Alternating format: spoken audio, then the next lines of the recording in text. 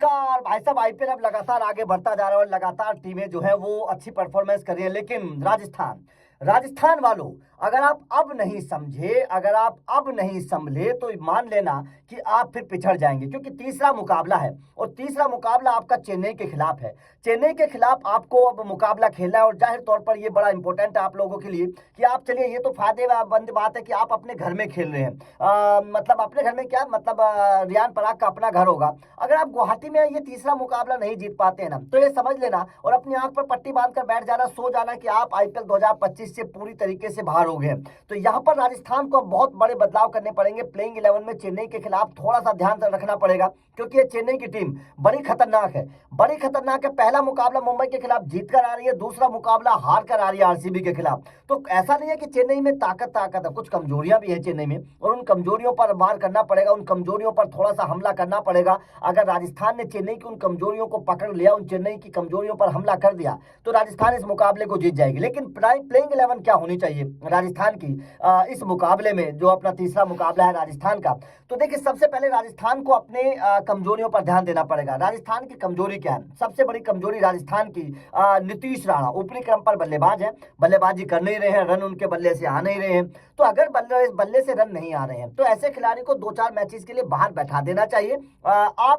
वैभव आपके पास है, आपके पास बहुत सारे और भी खिलाड़ी हैं, आप उनको, कुणाल राठौर है, आप उनको खिलाइए यार। क्यों नहीं आजमा रहे हैं? वो बेंच पर बैठे बैठे क्या करेंगे? पानी पिलाएंगे क्या? अगर आपके पास अच्छे ऑप्शंस मौजूद हैं तो आप उनका इस्तेमाल कर सकते हैं। मेरे हिसाब से नीतीश राणा की जगह वैभव सूर्यवंशी को मौका देने का वक्त आ चुका है। आप वैभव सूर्यवंशी को खिलाइए, ये खिलाड़ी आपके लिए बहुत बेहतर परफॉर्मेंस कर सकता है, लंबे शॉट खेलना जानता है, लंबी पारी खेलना जानता है। इस खिलाड़ी को आप खिलाइए, मेरे हिसाब से बढ़िया होगा। और भाई साहब, उसके अलावा राजस्थान को क्या करना चाहिए? जोफ्रा आर्चर को बाहर कर देना चाहिए बिना किसी रुकावट के।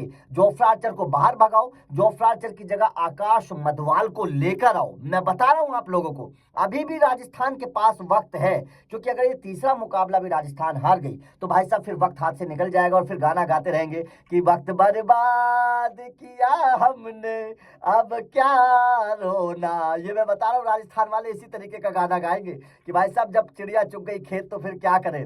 क्योंकि राजस्थान को ये बहुत बड़ा बदलाव करना है। और तीसरा बदलाव जो राजस्थान को अपनी प्लेइंग 11 में क्या मतलब करना चाहिए अपनी टीम में, वो करना चाहिए कि आप ध्रुव जुरैल को नंबर 3 पर खिलाइए। आप रियान पराग को नंबर 3 पर खिलाने की कोशिश बिल्कुल मत करिए, नंबर 4 पर रखिए। आप ध्रुव जुरैल को अगर नंबर 3 पर खिलाएंगे तो राजस्थान के लिए बहुत बेहतर होगा। और राजस्थान अगर इस काम को करती है तो अपनी टीम को मजबूत कर लेगी। ये मैं बता रहा हूँ, जो खिलाड़ी आपकी टीम का सबसे बेस्ट परफॉर्मर रहा है इन 2 मुकाबलों में, उसको आप निचले क्रम पर क्यों खिला रहे हैं? क्यों उसको प्रमोट नहीं कर रहे हैं? उसको प्रमोट करना चाहिए राजस्थान को। तो मेरे हिसाब से देखिए, नीतीश राणा को तो बाहर करना बेहद जरूरी है। नीतीश राणा का बल्ला चल नहीं रहा, और मैं केवल इन 2 मैचों की बात नहीं कर रहा हूं। नीतीश राणा का बल्ला पिछले 6-7 महीने से नहीं चल रहा है। घरेलू क्रिकेट में भी वो बाहर हुए हैं, ये कोई बेइज्जती वाली बात नहीं है। नीतीश राणा घरेलू क्रिकेट में यूपी की टीम से भी बाहर हुए हैं, रणजी ट्रॉफी में और बाकी सैयद मुश्ताक अली ट्रॉफी में। तो नीतीश राणा का कोई ऐसा नहीं है कि बहुत अच्छा परफॉर्मेंस रहा है पिछले कुछ वक्त में। नीतीश राणा को बाहर बैठा दीजिए,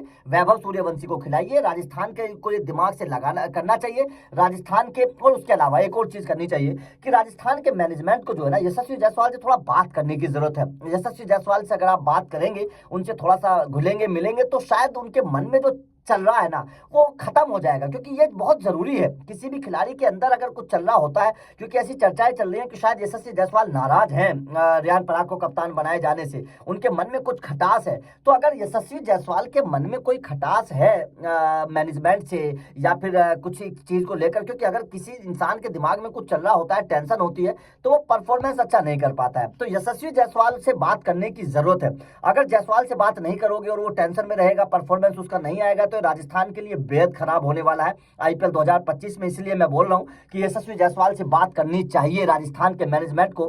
राहुल द्रविड़ को उनके पास आधा घंटा बैठना चाहिए, संगकारा को उनसे बात करनी चाहिए, क्योंकि जायसवाल आपका सुपरस्टार है। अगर ये खिलाड़ी फेल हो गया तो राजस्थान पूरी तरीके से बेकार हो जाएगी, ये मैं आप लोगों को बता रहा हूं। इसीलिए यशस्वी जायसवाल से बात करो, उनको समझाओ कि ठीक है भाई, कोई बात नहीं, अपने इस बार हमने रियान को कप्तान बना दिया, लेकिन फ्यूचर कैप्टन तो आप हमारे हैं। इस तरीके से बात करिए ना, वो खिलाड़ी समझ समझ में आ जाएगी उसको बात को, क्योंकि आजकल के जो नौजवान खिलाड़ी होते हैं उनके दिमाग में ये चीजें बैठ जाती हैं कि भाई रियान पराग को कप्तान क्यों बना दिया, मुझे कप्तान क्यों नहीं बनाया, मैं तो सीनियर खिलाड़ी हूं, मैं तो बढ़िया परफॉर्मेंस भी कर रहा हूं, मैं तो टीम इंडिया में भी खेल रहा हूं।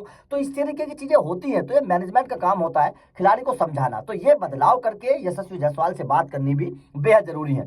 आपका क्या मानना है, आप राजस्थान की प्लेइंग 11 में क्या बदलाव देखना चाहते हैं, कमेंट करके बताइएगा। और क्या आपको भी लगता है रियान पराग को कप्तान बनाकर गलती किया, यशस्वी जायसवाल को बनाना चाहिए था, कमेंट करके बताइएगा। वीडियो अच्छी लगे तो लाइक और शेयर कर दीजिए ताकि ज्यादा से ज्यादा लोगों तक पहुंचे, और चैनल को सब्सक्राइब कर लेना। Thank you very much.